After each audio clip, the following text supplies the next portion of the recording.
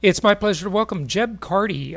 He is the founder of, or the co-founder, I guess, of Zumbly, and this is an internet product that does investment property analysis currently in two markets, LA and Chicago. And it came out of his frustration for analyzing deals and looking at properties. Sounds familiar to me, as you know. So we're going to dive in and see what Zumbly is all about today.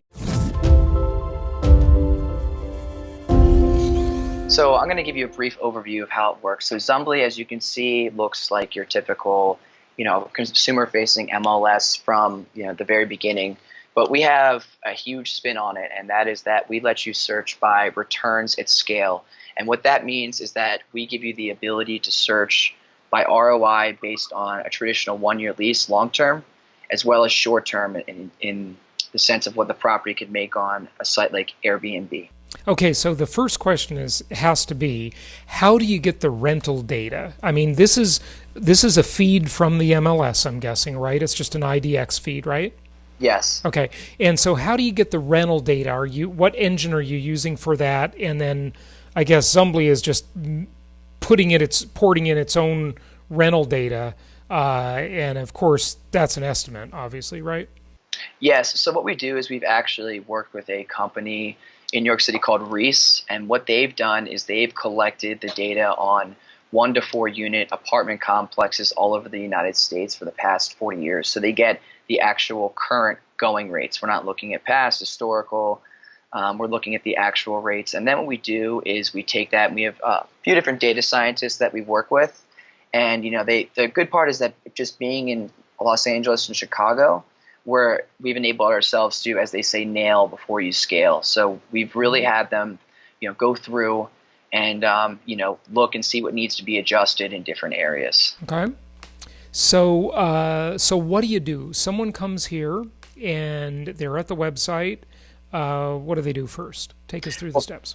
first of all, I mean, as you would, with any search platform, you would go by price. You would enter what you're looking for, the beds, the baths, what property types, and then what we would do is, and you can search obviously an area as well, and Zumbly is going to take you wherever that map view is. It's going to show you the best ROI in descending order, and we do this by attaching what we call the Zumbly Home Score to each individual property, and that is based off of the net income. So in LA, there's about 25,000 active listings.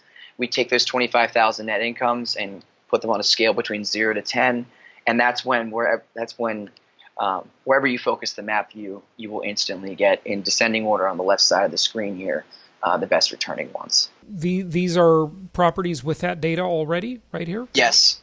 Okay. Yes, and right now we are actually searching by short-term returns, so we're not looking at long-term right now. Okay. So the short-term rental data is even harder to get than the long-term rental data. Would you agree? Yes, there are only a few sources out there. I mean, as tech progresses, these sources will become more open source.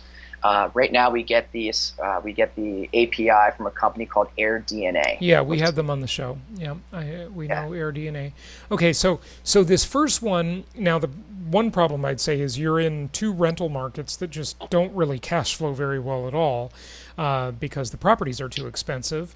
If you were in Indianapolis or Memphis, these numbers would probably look fantastic. But whatever. The point is the concept, right?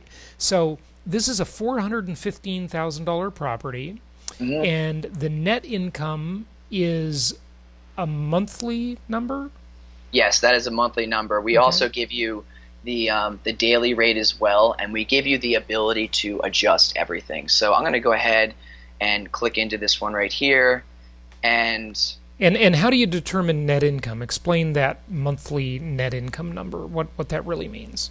well, here it is right here. So if you look at this, here is your gross, and then we take in your mortgage based upon a traditional, 20% down payment. We have an API that brings in the rate every single day, Okay. and then we subtract your mortgage as well as your property tax, HOA if applicable, and your insurance, and that's what brings you to this number right here.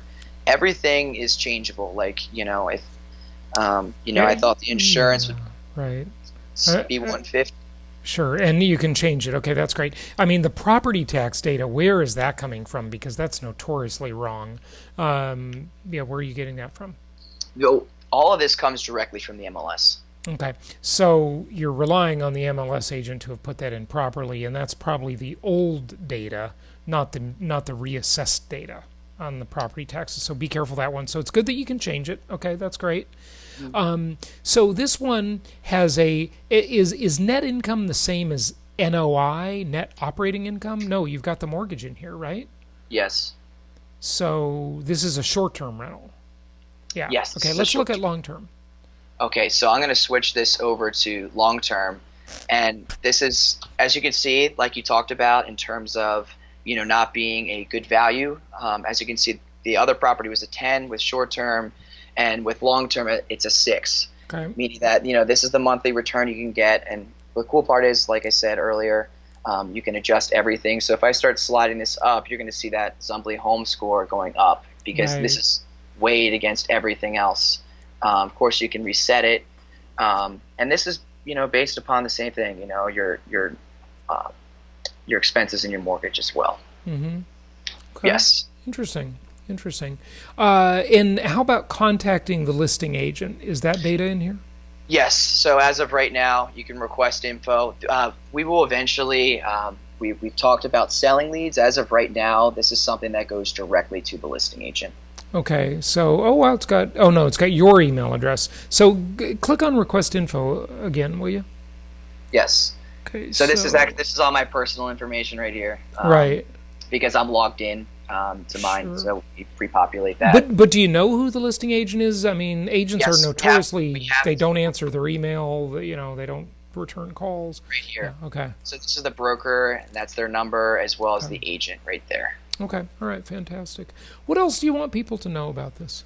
Okay. So this is we're on staging right now. So every website's built on a staging site. It then gets pushed live. So these features are almost complete. I can't show you them, but for instance, we have heat maps that will you will be able to search for all these things. We're going to add in a whole bunch of other things, and of course, heat maps gives the user the ability to, if they don't know the market, to kind of understand it.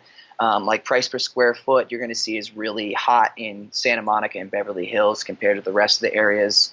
So this is for overall education. One of the cool parts that we're doing that nobody else has done is motivated seller. And so we have a couple of different rules baked in. And one of them is, if there's a price reduction within 10 days. And if we consider that person motivated, these property dots on the map are going to blink. They're going to pulse. So price reduction, you mean like within 10 days ago, right? Within 10 days of listing the property on the MLS. Oh, you mean an immediate price reduction? So only one time, and it just calls them motivated. If they list the property, reduce the price in 10 days, the algorithm says they're motivated. That's one of a bunch of them.